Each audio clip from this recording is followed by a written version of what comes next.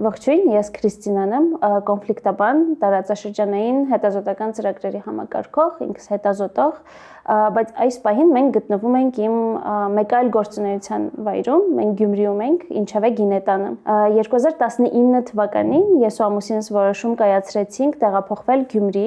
եւ 2021 թվականին վերջնական տեղափոխվեցինք։ Որոշումը կայացրեցինք, քանի որ հոգնել էինք Երևանյան միջավայրից, բայց չէինք հոգնել Հայաստանից ու մեկ այլ քաղաքի որոշեցինք շանս տալ դառնալու մեր տունը։ Ինքնության թեմայի հետ ուղղակի կապ մեր տեղափոխությունը չունի,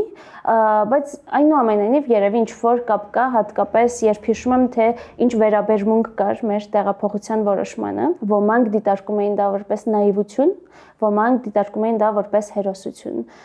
եւ դրանցից ոչ մեկն էլ չի, դա պարզապես մեր անձնական որոշումն է, քանի որ մեր կյանքի որակն ավելի լավ, մեզ ավելի հաճելի է ու նոր միջավայր է մեզ համար,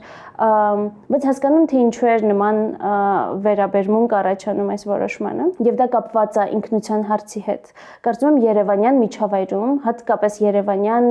պայմանական մտավորական քաղաքասարակության միջավայրում, որտեղ ամենաշատ ջանքն ու ժամանակն է հատկացվում տարբեր ինքնությունների ձևակերպման ու մշակմանը,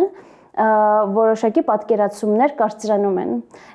եւ ցանկությունը առաջանում խուսափելու ու չնկատելու ինքնության այլ դրսևորումներ, որոնք առկա են մեր հասարակության մեջ եւ խիստ բազմազան են եւ երբեմն իրար խիստ հակասող։ Այդ առումով ինքնությունը առհասարակ հետաքրքիր երևույթ է, քանի որ մեր մտքի հորինվածքը, լրիվ հորինվածք, որից նաև բխում է մեր իրականությունը, մեր գործողությունները, աշխարհի եւ այլոց հետ մեր փոխհարաբերությունները։ Ես փորձում եմ իմ միտքը կարծրատիպերից ու կարծրացած պատկերացումներից, թե ինչպիսին պիտի լինի որևէ ինքնության պատկանող մարդ, հնարինս ազատ պահել եւ այդ տեսանկյունից իմ կյանքը Գյումրիում պարզապես դառնում է հետաքրքիր ու նոր փորձառություն, որտեղ ես բախվում եմ լրիվ նոր դրսևորումների, օրինակ պայմանական ինչպիսին պիտի լինի հայը կամ հայաստանցին, ազգային ինքնությունը, ամենատենց լայն ինքնությունը, որ մենք շատերս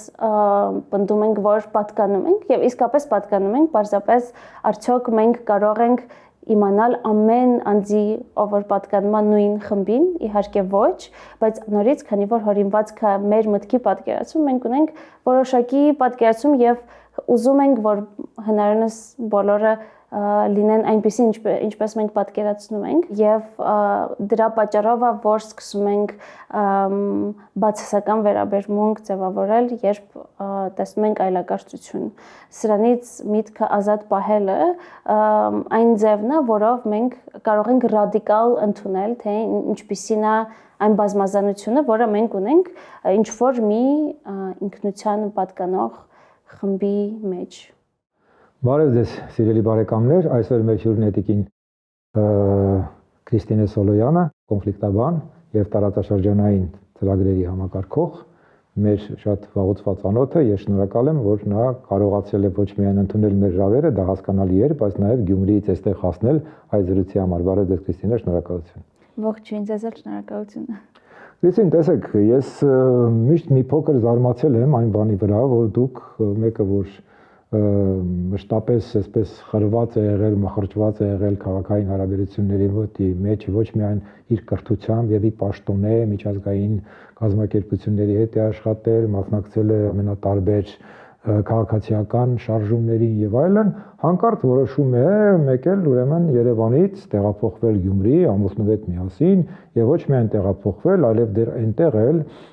ոչ միայն ապրել եւ աշխատել, այլև բացել հյուրանոց եւ ինչ որ իմաստով զբաղվել, այսպես ասած, ձեռնարկատիրական գործունեությամբ։ Այ ինչն էր դրա պատճառը եւ ինչպես եղավ, որ դուք դա արեցիք։ Ես այդ հարցը տալիս եմ չմոռանալով, որ մենք հանդիպում ենք ինքնության մասին խոսելիս, որովհետեւ դա նշանակում է ինքնության կտրուկ փոփոխություն, այդպես է։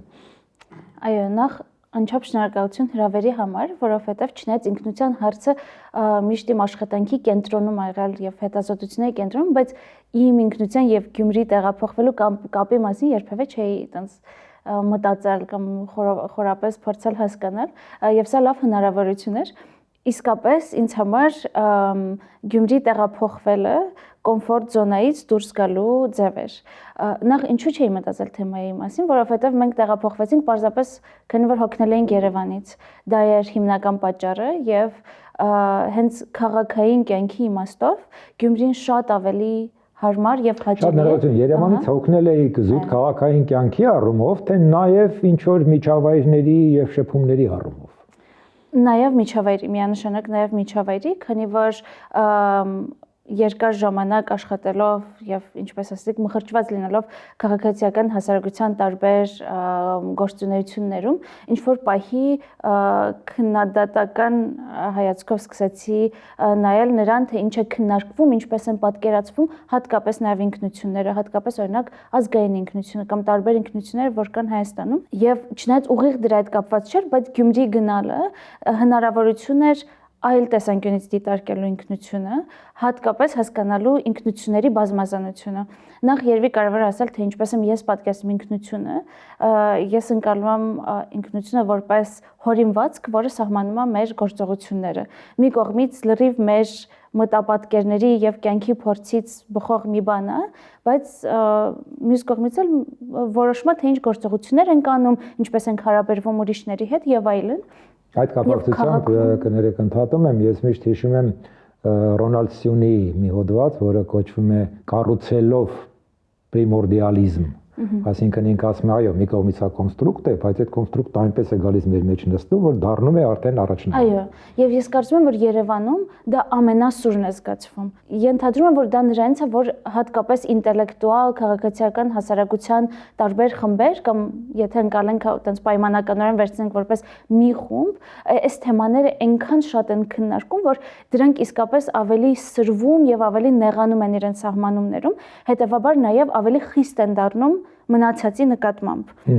Բայց այս ինքնությունը միայն այն մարդկանց մասին չի, ովքեր դրանք սահմանում են, այլ հետո նաև տարածվում է մնացածի վրա, եւ ես դա հատկապես զգացի օրինակ վերաբերմունքից գյումրեցիների նկատմամբ, բայց նաև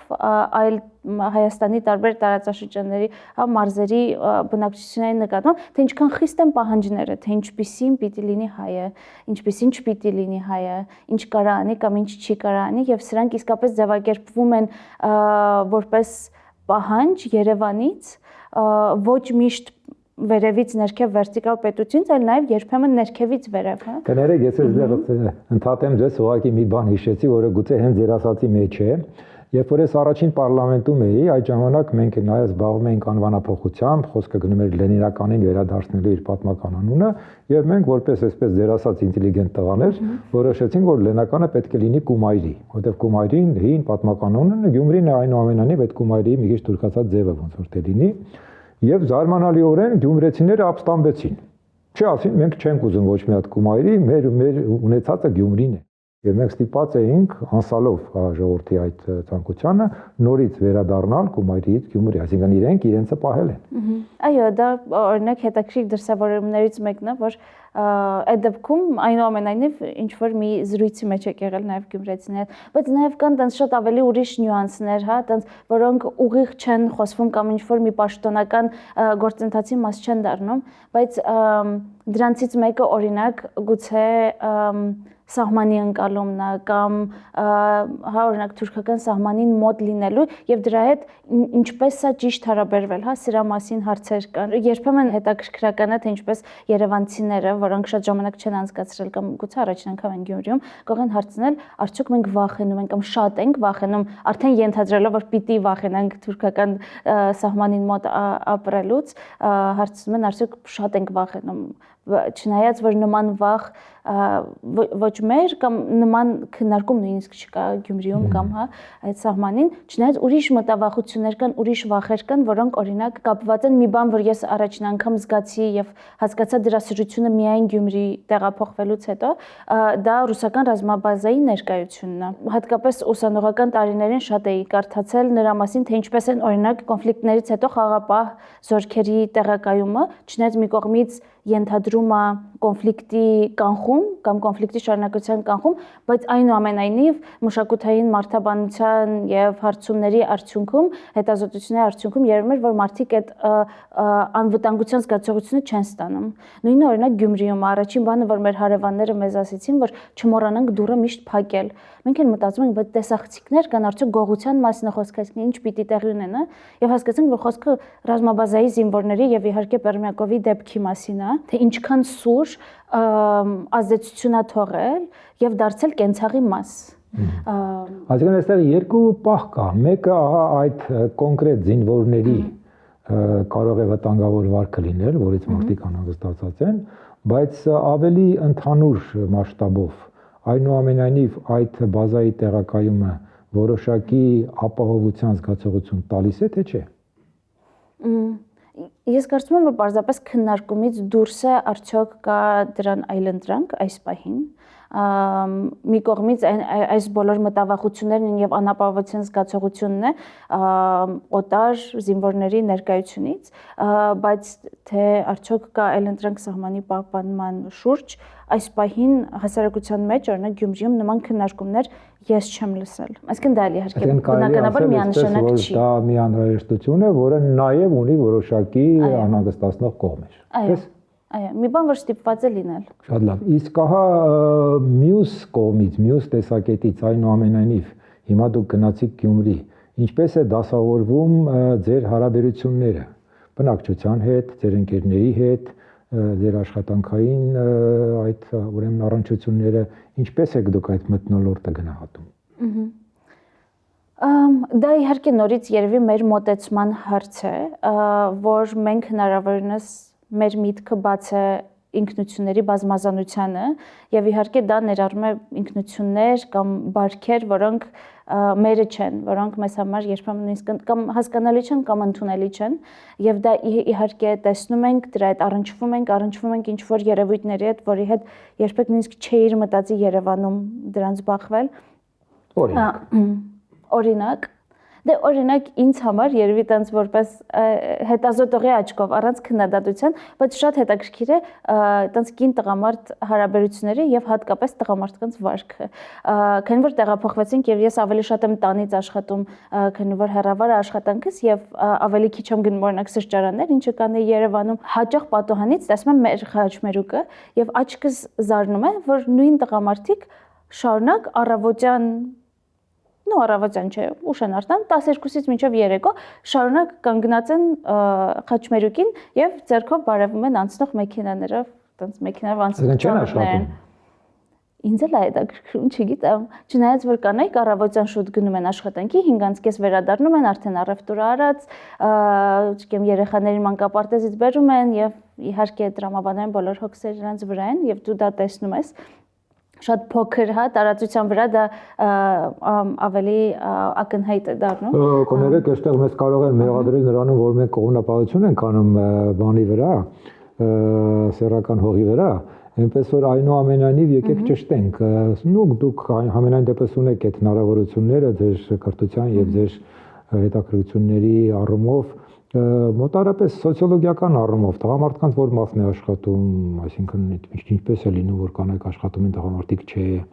Այդ որ շուկային գնում կանայք տղամարդիկ չէ, դա կարող եմ պատկերացնել, բայց աշխատելու առումով ինչպես է լինում, ով է ընտանիքը պահում։ Ես անկեղծ չեմ պատկերացնում եւ նաեւ հարաբերությունները այնպեսին չեն, որ կարող եմ ճշտել, քանի որ Նաև միայն բարևը արդեն այլ հարաբերությունների մասին է հուշում, նորից կոնսերվատիվ հասարակության մասին խոսելիս, բայց հաճախ եմ լսել, որ կան տղամարդիկ, նորից բոլորի մասին չի խոսքը, որ ուսա նաև գյումրեցի ընկերներից եմ լսել, որ հաճախ իրենց բավարար է միայն սիգարետի գումարը։ Իսկ մնացած ամբողջ հոգսերը իսկապես կանանց վրա են նաև ֆինանսապես։ Ամեն դեպքում ընտանիքի նման մոդելներ կան, արդյոք դրանք շատ են մեծամասնություն են, թե ոչ չեմ կարող ասել, սոցիոլոգիական հարցում չունեմ, բայց որ դրանք կան եւ մենք դրանք տեսնում ենք։ Դուք ընդհանուր առմամբ գոհ եք, որ տեղափոխվել եք։ Այո, մենք գոհ ենք, որ Գյումրիում ենք, մենք շատ ուրախ ենք, որ Գյումրիում ենք, որովհետեւ Գյումրին մեզ հնարավորություն է տալիս ընդլայնելու մեր պատկերացումը Հայաստանի մասին, մեր ինքնության մասին։ նաև հնարավորություն է տալիս շնչելու մաքուր օդ, զբոսնելու փողոցներով, որոնք աղմուկոտ չեն ինչպես Երևանն է։ Այդ առումով իհարկե գոհ ենք, բայց վերադառնալով ինքնության հարցին, պետք է նաև անկեղծորեն ասեմ, որ կարծում եմ ինքնությունները նորից քանի որ բազմազան են եւ մենք կրում ենք միաժամանակ շատ տարբեր ինքնություններ, միայն ազգությամբ կամ աշխարհագրությամբ չեն ձևավորում, այլ նաև արժեքների եւ արժե համակարգերի վրա են հիմնվում, հետեւաբար ինչպես մենք ունենք մեր պղպջակը ընկերական եւ համայնքային Երևանում, նույն կերպ ստեղծել ենք դա Գյումրիում։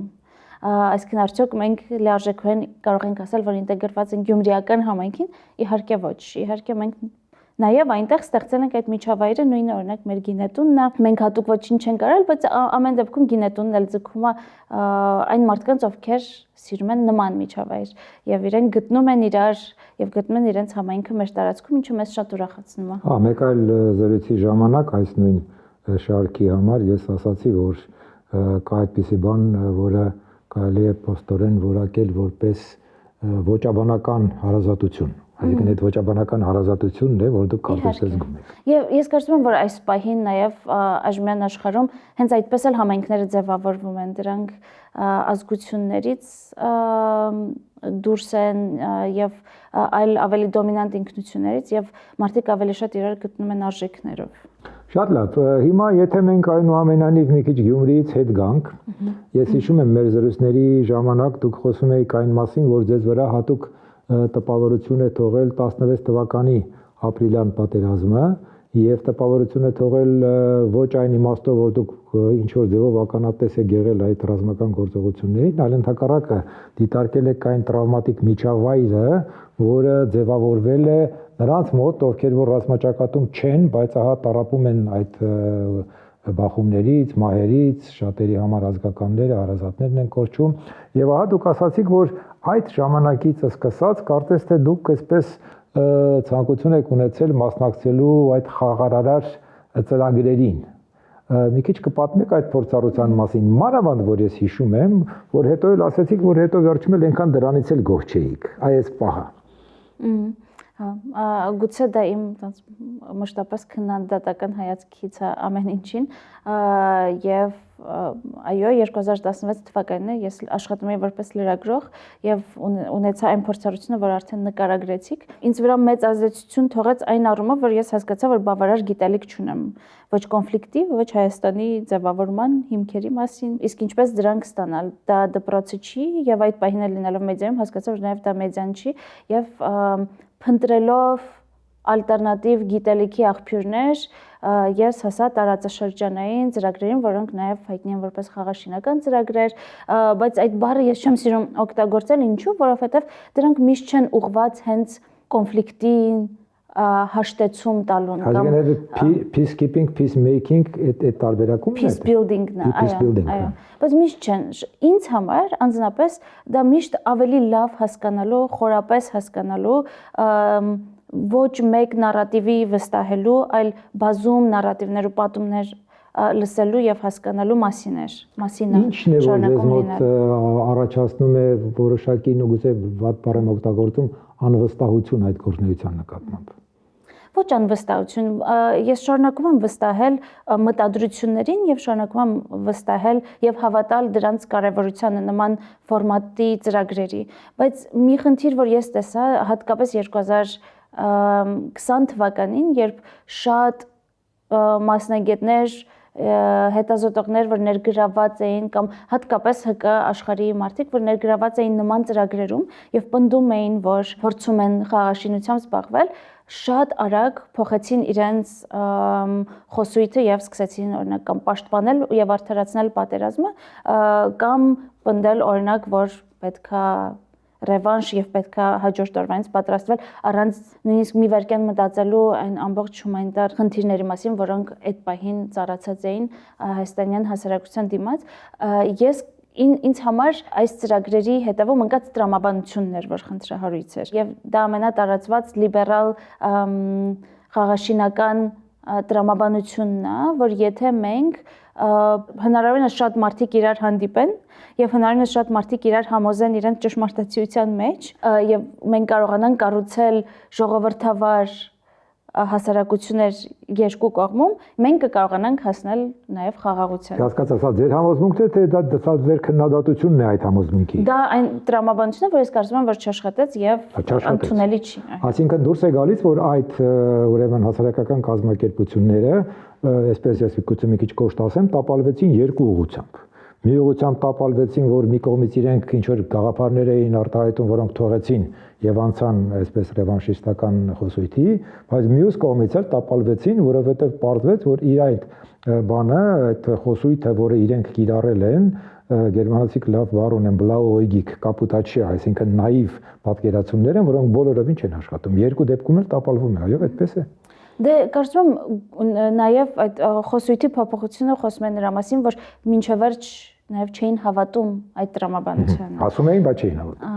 Ասում էին, բայց չէին հավատում կարծում եմ։ Շատ լավ, մեր ժամանակը այնքան շատ չի, մենք ստիպված ենք կամաց գալ դեպի ավարտը։ Շնորհակալություն Կրիստին նախ եւ առաջ այն բանի համար, որ դուք բարձրացնում եք այնպիսի հարցեր, որոնք սովորաբար ամեն օր չի որ խոսվում են, հենց ինքնության հետ կապված, բարդ այսպես ցավոտ հարցեր եւ մանավանդ ձեր փորձառությունը